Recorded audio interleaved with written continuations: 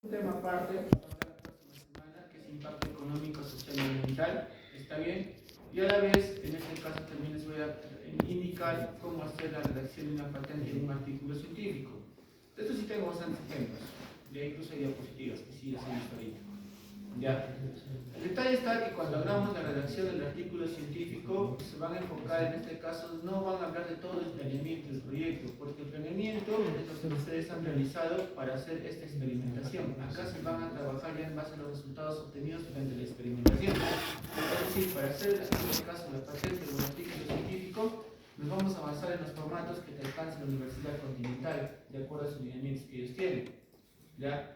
No vamos a preparar un artículo científico para una revista exclusiva, porque si ustedes en mi taller de tesis 2, ahí sus profesores les habrán comentado que cuando se redacta un artículo científico, se redacta teniendo en cuenta los lineamientos o pautas o recomendaciones que te pueda solicitar una determinada revista.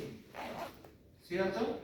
Por ejemplo, algunas revistas te piden una introducción, algunas revistas te piden materiales, metodología, otros te piden simplemente, luego te piden resultados y ya está, pero otros te piden, agregan otro capítulo donde dice conclusiones.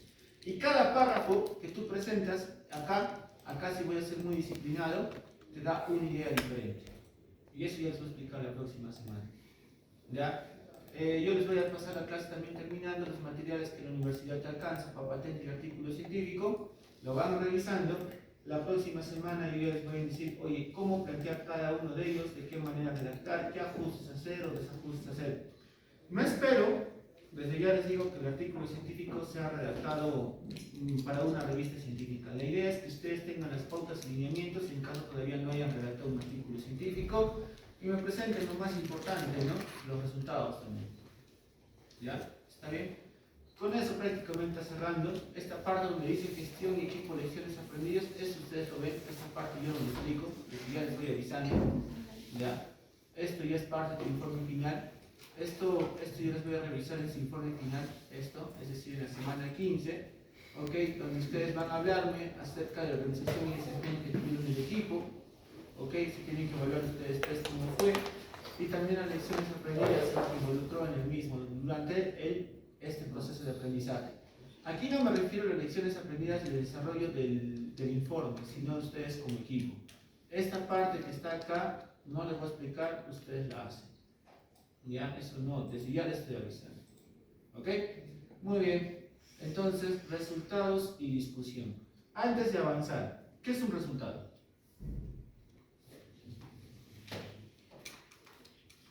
Porque de ahí les voy a dejar trabajo para que ustedes me presenten al menos un resultado, una discusión, una conclusión y una recomendación.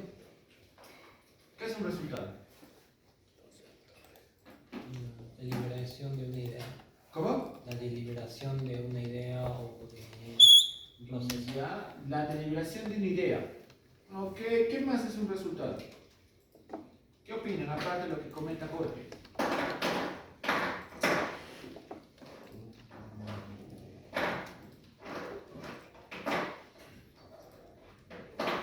¿Qué es un resultado,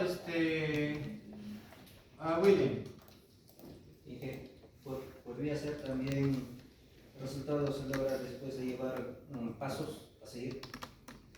Ya, pasos a seguir, claro, un O resultado. procedimientos. Claro, Después de... una palabra que pueda decirnos qué resultado son hallazgos. Ya, los hallazgos encontrados. A ver, ustedes ya han realizado la experimentación, ¿sí? ¿Verdad? Ya tienen un avance, ¿no? Ok. A ver, dime, Smith, ¿cuáles son los hallazgos que ustedes han encontrado de tu experimentación hasta donde tengas? No me inventes, si no me inventas, profe, ya me falta, me dice, diferente.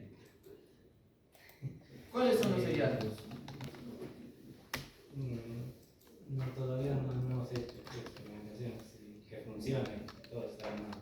Ya. A ver, tú, Frankie, de tus simulaciones que hiciste, ¿cuáles son los hallazgos que has realizado, por ejemplo, del estudio de flujos de potencia que has hecho en estabilidad de tensión?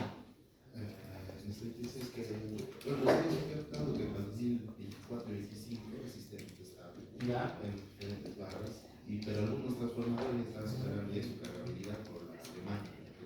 Ok, ahí nomás. Lo que acaba de comentar Frankie, esos son resultados. Esos son hallazgos. Y eso es lo que ustedes me tienen que mostrar en su informe. Si ustedes no me muestran nada de eso, olvídense el curso ya fuera.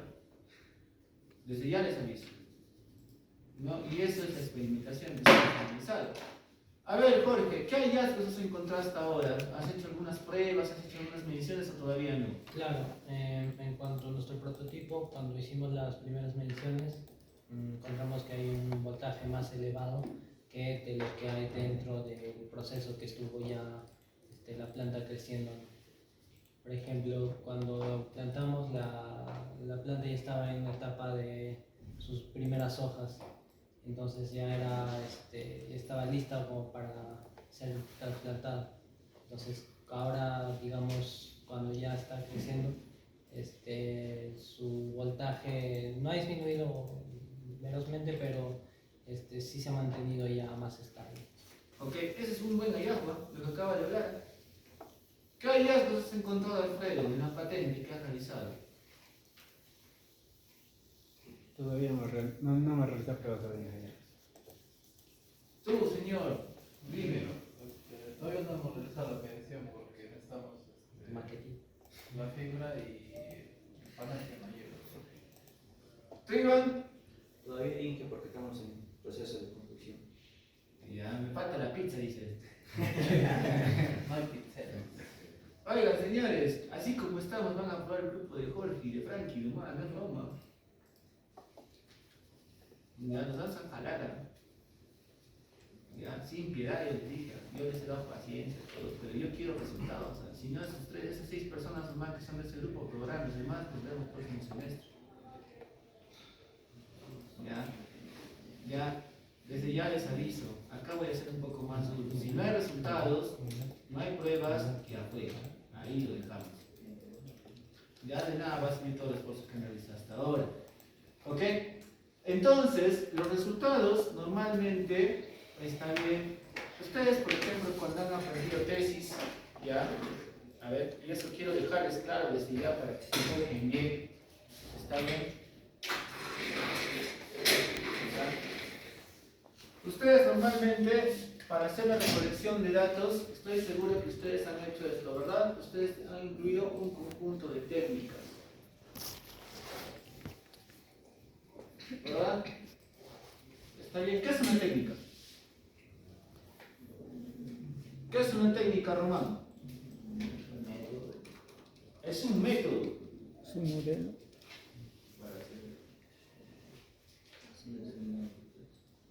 ¿Ok? Es un método para hacer un determinado proceso. ¿Qué es una técnica, Jim?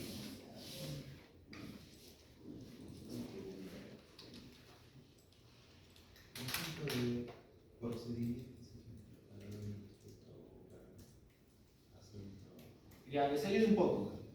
Normalmente las técnicas, en este caso, derivan a los instrumentos.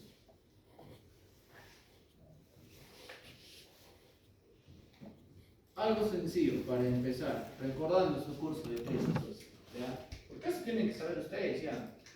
Una técnica, por ejemplo, es la encuesta. Sencilla. ¿Y cuál es el instrumento?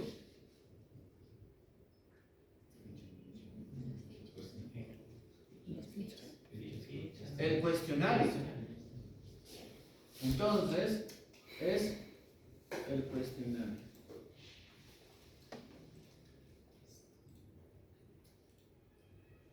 A ver, entonces, ¿qué es una técnica y qué es un instrumento?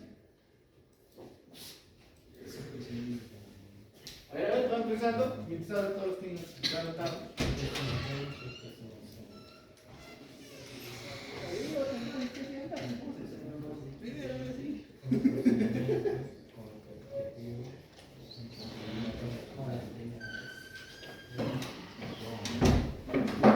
Ya, sigamos.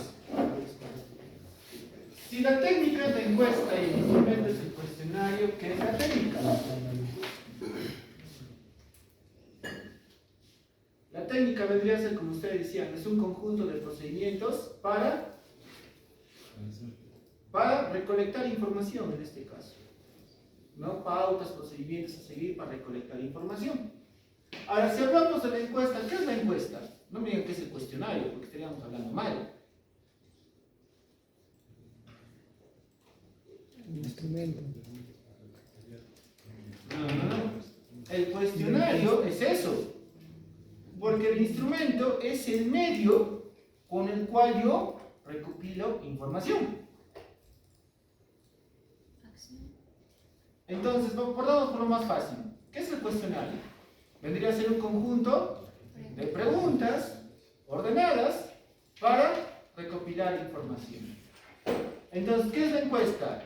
Recopilación de información sistemática haciendo uso de un cuestionario. ¿Se dan cuenta? La técnica es el proceso, son las tareas o actividades que tú haces para recopilar información y que normalmente usas un conjunto de instrumentos, ¿no? Y el instrumento es el medio que tú usas para recolectar información. Entonces, ustedes los que han avanzado un poco tienen que tener claro cuál ha sido la técnica y cuál ha sido el instrumento. Y me parece documentación. Claro. Una técnica de documentación y un instrumento en Word, Excel. No, eso se llaman hojas de cálculo. ¿Ya?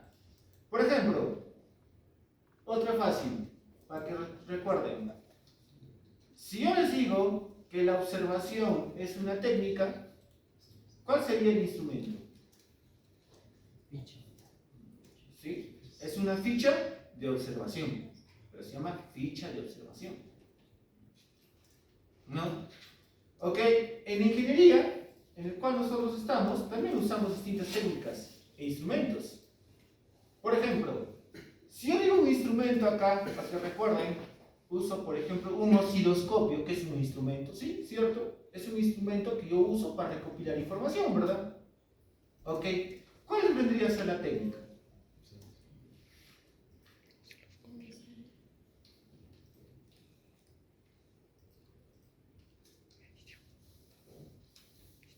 Ay, pues.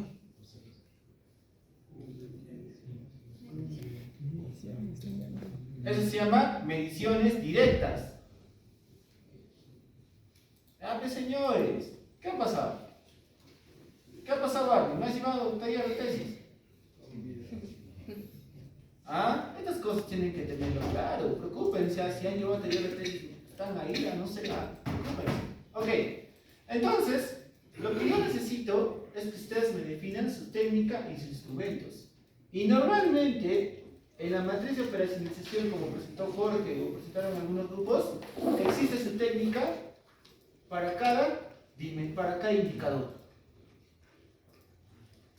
¿Cierto? Ahora voy viendo, ¿qué es un indicador?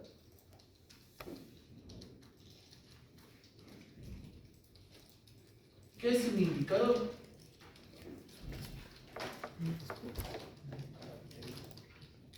Ahí está. Es una característica puntual, en este caso de una dimensión, porque ustedes se recordarán, cuando hacemos la matriz, aquí está la variable, ¿no?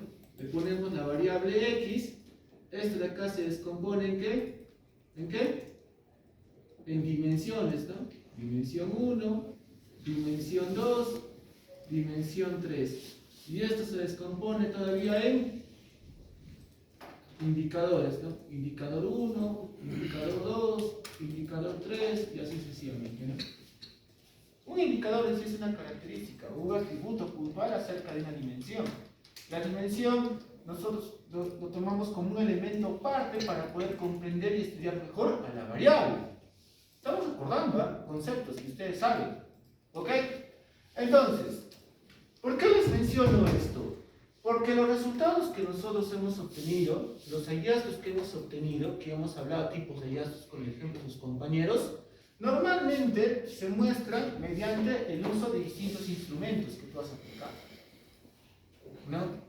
Entonces, ustedes desde ya tienen que tener claro cuál ha sido el instrumento que has usado para mostrarme esos datos. En su caso de Jorge está fácil, ¿cierto, Jorge? ¿Cuáles son los datos? ¿Cuáles son los instrumentos? Vendrían a ser los sensores y el voltímetro. Ok, y la técnica es medición directa,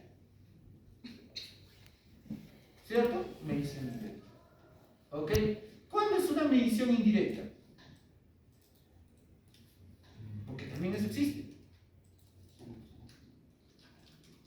La medición directa es cuando, por ejemplo, Jorge agarra el voltímetro y mide, ok, 5 voltios, con un osciloscopio. Una medición indirecta es cuando usa un equipo intermedio para poder obtener sus datos. ¿Cierto? Hay datos que no podemos hacer mediciones directas. Por ejemplo, si queremos medir, por ejemplo, la tensión de un baret, ¿cómo medimos? ¿Me dejo entender cuando hablo de un baret? Son generadores, en este caso en tensión continua, pero grandes voltajes, ¿no? Que pasan los 5000 voltios. Esos son los baret. ¿Ya? No hay equipo que mida en continua tanto, ¿cierto? Entonces, ¿qué usamos? Limitadores de resistencia, no tensión. Y hacemos una medición. Eso se llama medición indirecta. Si yo, por ejemplo, uso un transductor, un equipo, que es en este caso un sensor, y recién de ahí obtengo datos, eso se llama medición indirecta también. ¿Me entienden? No se confunda. La medición directa es cuando obtenemos los datos de manera directa, pero como su mismo nombre lo dice, ¿no? Sin usar dispositivo alguno para poder obtener esos datos. Por ejemplo, vamos a algo más real. Esto de acá es una línea, ¿verdad? Está bien, esta línea que está bien acá, una línea de tensión. Normalmente una línea de tensión que por ejemplo está pasando acá es el 10 kV. Nosotros queremos saber la corriente, ¿verdad? La corriente. ¿Qué medimos? ¿Qué corriente medimos?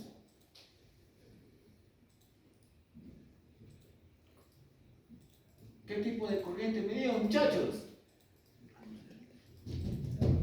¡Hable! A ver, en la tensión sinusoidal que viene acá, esto que viene acá, así decía, ¿no? Medimos esta. ¿Qué tipo de corriente medimos? No medimos la amplitud, no, jamás. La amplitud no se puede medir. ¿Medimos? ¿Valores o corrientes? Eficaz.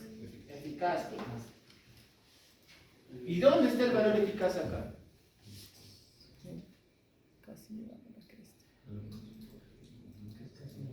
No me acuerdo ahorita exactamente el dato, pero el valor eficaz siempre está acá. Ahí. ¿Ya? Si no me equivoco, es de la amplitud entre la raíz cuadrada de 3, si no me equivoco. ¿Ya? Nunca se olviden, si agarramos ahí una medición directa, son valores eficaces. Eso tienen que saber, ¿eh? Esto una vez viene en un examen de Sinermina y parece jalaban acá. ¿Ya? ¿La raíz cuadrada de qué? ¿De 2? No me acuerdo, pues, pero está acá. ¿Ya? Con respecto a la amplitud. Muy bien. Si nosotros medimos, por ejemplo, corrientes eficaces, que es un dato, y en una tensión de 10.000 voltios, jamás vamos a usar un equipo, no existen equipos. Nosotros, ¿qué hacemos? Usamos aquí, ¿no? Transformadores de corriente. ¿Cierto? Estos transformadores de corriente es un equipo que uso para hacer una medición, pero ya es una medición indirecta. ¿Me entienden? Esa es la diferencia. Ok. A ver, eso también les expliqué en protecciones, en sistemas de potencia. ¿Qué significa esto? 300/600/1 amperios, punto y coma 5 P20. ¿Qué significa esto?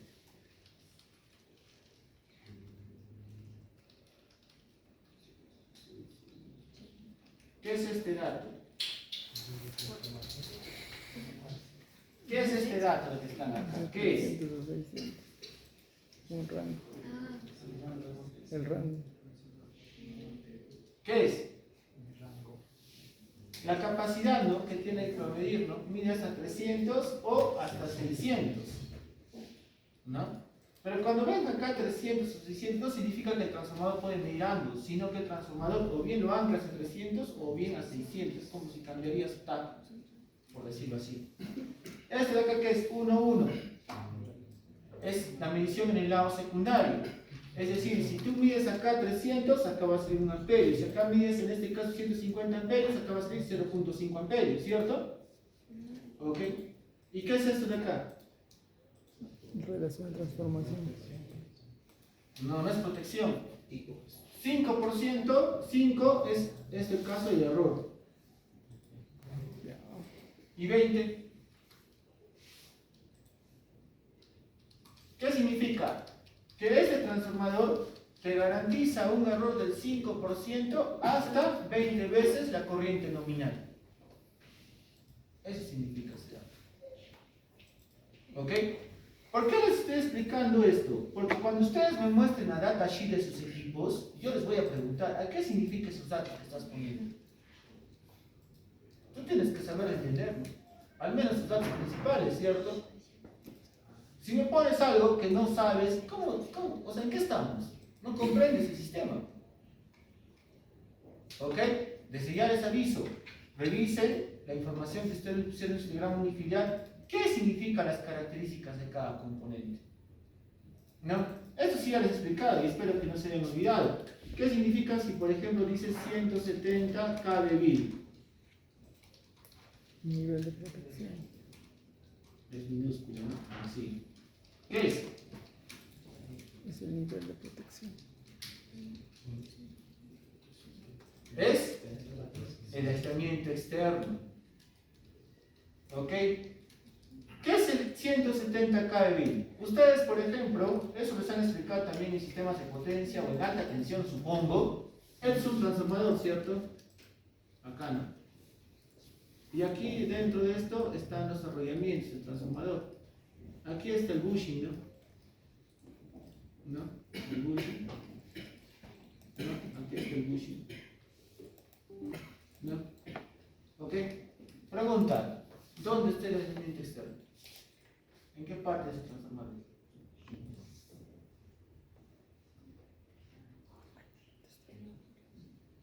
¿Dónde está eso? Los anillos. ¿En la carcasa? No creo. Hay que hay un rayo de la carcasa. ¿Dónde está? Al igual que existe aislamiento externo, también existe aislamiento interno.